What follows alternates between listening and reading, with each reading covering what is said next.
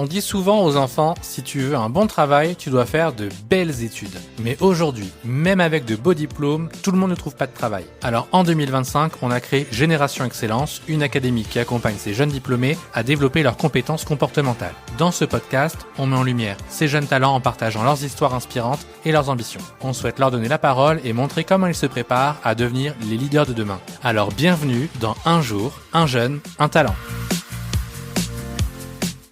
Bonjour et bienvenue dans ce nouvel épisode d'Un jour, un jeune à talent. Aujourd'hui, je suis avec Sada, Sada. Bienvenue dans cet épisode, Sada. Quel âge tu as? j'ai 23 ans. 23 ans.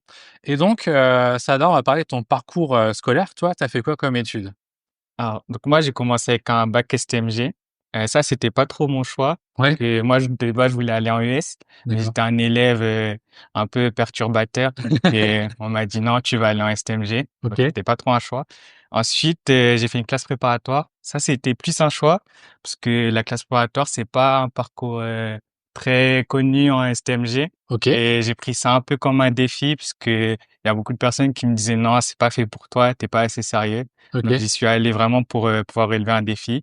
Et après la classe préparatoire, j'ai intégré Toulouse Business School. C'était une école que j'ai choisie parce que c'était une des mieux classées que j'avais, Ok, mais c'est aussi une super ville, donc ça a fait la différence. d'accord. Donc, le défi de la STM, enfin, c'était STMG, c'est ça? Oui, SLG. Et c'était relevé tout ça, quoi.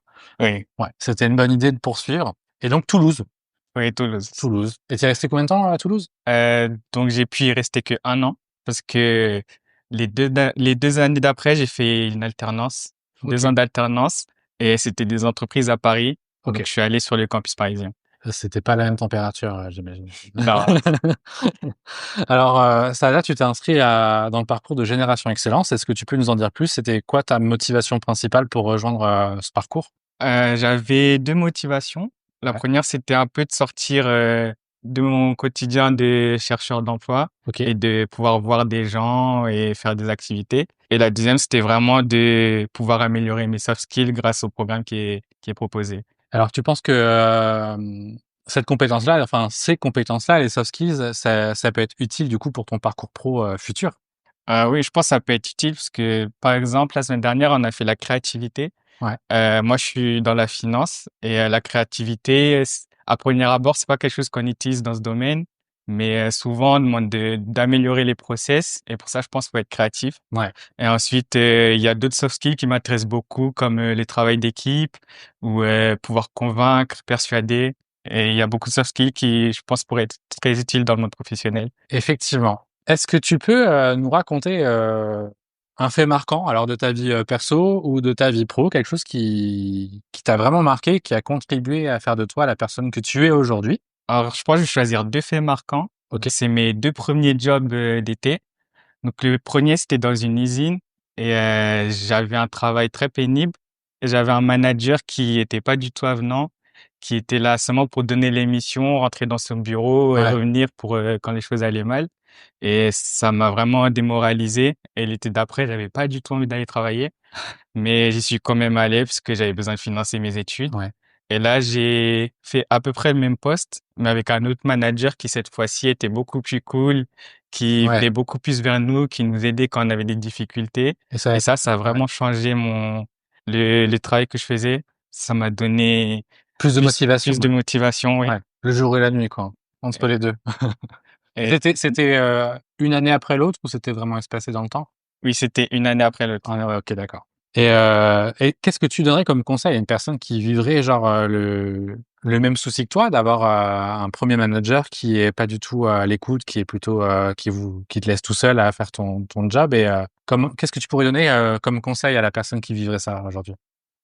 Moi, avec le premier manager, donc je pouvais pas du tout compter sur lui, mais il y avait des salariés qui étaient un peu plus anciens que moi et qui étaient en CDI, qui eux étaient vraiment plus dans le partage et vraiment plus là pour m'aider.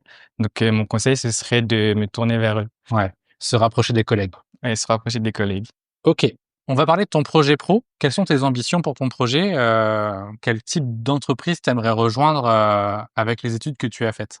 Donc moi, au niveau du poste, je suis ouvert à beaucoup de postes comme le contrôle de gestion ou l'analyse financière. Moi, ma recherche, c'est surtout au niveau de l'entreprise.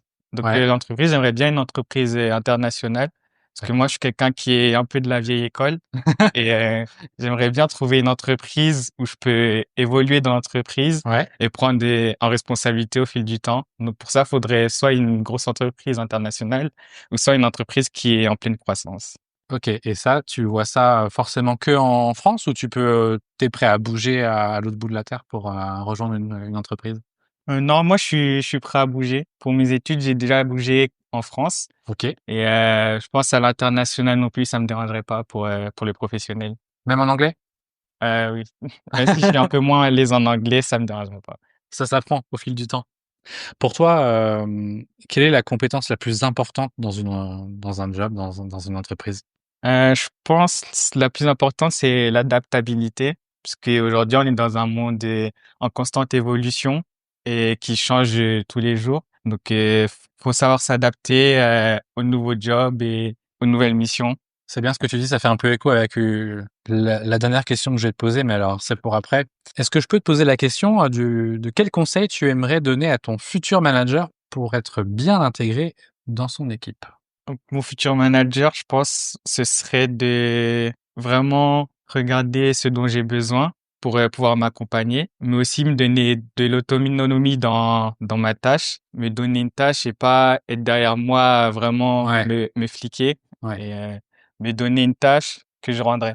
Oui, donc de pouvoir te laisser bosser un peu tranquille en autonomie et te faire confiance surtout, quoi. Et ça va me faire confiance. Ok, on va changer un peu le rythme de l'interview. Là, je vais te poser, alors pour ceux qui nous écoutent, je vais poser 10 questions et Sada n'est pas du tout au courant des questions parce que pour le reste, on l'avait un peu préparé en amont, mais alors pour là, c'est la totale surprise. Donc 10 questions où tu vas me répondre du tac au tac sans pour autant réfléchir. Il n'y a pas d'enjeu à choisir plus l'une ou plus l'autre, c'est selon toi ton feeling et ta personnalité. Et moi, je vais pas forcément rebondir à tes réponses. Ça marche? Ok, ça marche. C'est parti. Donc créer ou transformer? Transformer. Paix ou amour? Paix. Autonomie ou liberté? Autonomie. Apprendre ou expérimenter? Expérimenter. Guider ou diriger? Guider. Alors la question là, c'est pas juste un choix, mais si tu devais avoir un talent artistique, tu choisirais lequel? Avoir un talent au football, Au parce que football? c'est ma passion. Bon, Donc, j'aurais pu. on va considérer que c'est de l'art alors. Oui. Planification ou improvisation? Planification. Influencer ou inspirer? Inspirer. Convaincre ou persuader? Convaincre. Stress de fuite, stress de lutte ou stress d'inhibition? Stress de lutte. Ok. On a fini pour nos 10 questions du tac au tac. Dernière question, qui va reprendre un peu ce que tu as dit tout à l'heure. Chez Erol, on a un thème annuel qui est celui de la transformation. Alors, ça peut être une transformation pédagogique, transformation du fonctionnement d'une entreprise. Enfin, il y a plein de variables. Toi, qu'est-ce que ça t'inspire quand je te parle de transformation? Ça reprend un peu ce que j'ai dit tout à l'heure sur l'adaptabilité, parce que je pense qu'aujourd'hui, on est dans un monde qui se transforme tout le temps, que ce soit des études qui avant étaient beaucoup plus théoriques et aujourd'hui sont beaucoup plus pratiques, que ce soit dans les entreprises. Et je pense que c'est un thème super intéressant à aborder. Ça marche. Ben écoute, je te remercie pour ce podcast ensemble. Nouvel épisode très prochainement. Alors, restez à l'écoute et à très bientôt.